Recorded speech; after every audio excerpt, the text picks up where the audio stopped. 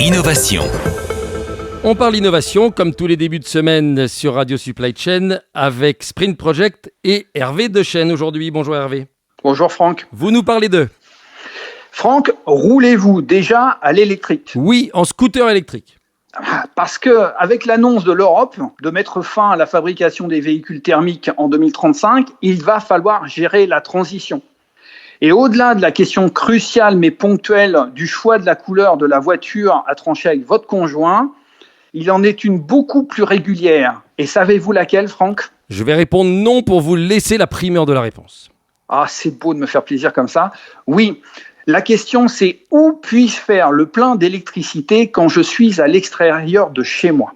Alors, vous allez me dire, parce que vous êtes un incurable optimiste, que d'ici 2035, il y aura des bornes de recharge partout, dans toutes les rues et dans tous les parkings. Mais on en est loin. Si je prends l'exemple du parking d'un célèbre parc d'attractions qui accueille des milliers de voitures quotidiennement, il ne dispose à ce jour que de 4 places équipées de bornes de recharge. Et quand vous êtes l'heureux possesseur d'un véhicule électrique comme vous, Franck, la seule solution, c'est d'arriver tôt le matin pour s'emparer d'une de ces places en or.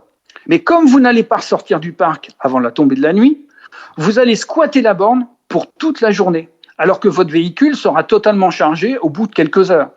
Résultat, une fois les 4 places occupées, c'est fini pour les autres. Bon, on n'a qu'à leur proposer de construire beaucoup plus de places électrifiées, des bornes de recharge d'ici 2035 et tout sera réglé. Ben oui, Franck, mais là se posent au moins 2 questions. C'est combien de bornes et à quel rythme? Parce qu'on parle bien de transition sur plusieurs années et de projets d'infrastructures coûteux.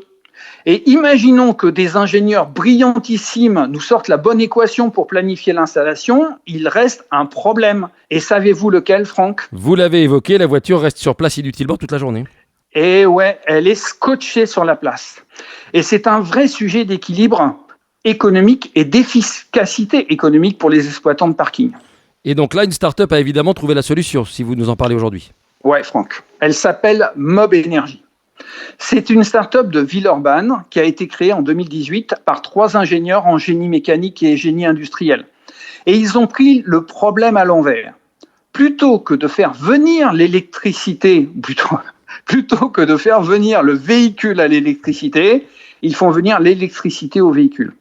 En d'autres termes, plutôt que d'électrifier les places de parking, ils ont conçu un robot roulant autonome chargeur qui va se déplacer jusqu'à votre véhicule stationné sur une place banalisée, qui se connecte le juste temps de sa charge nécessaire, et puis qui va se déplacer jusqu'au prochain véhicule à charger.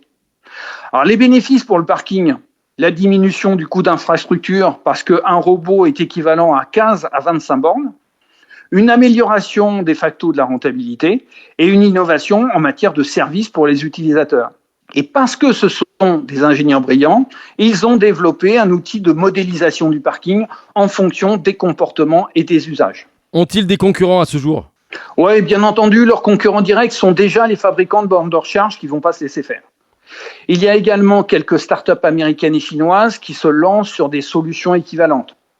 Il y a aussi un constructeur automobile et un grand équipementier industriel. Mais malgré tout, le marché est ouvert. Et ils en sont au prototype qu'ils ont déjà commercialisé auprès de premiers clients et qui sont en fonctionnement. Et nous sommes face à un projet industriel. L'équipe est en train de structurer pour devenir véritablement un acteur industriel. Il devrait passer à une pré-série au 2e semestre 2022. Donc, à suivre.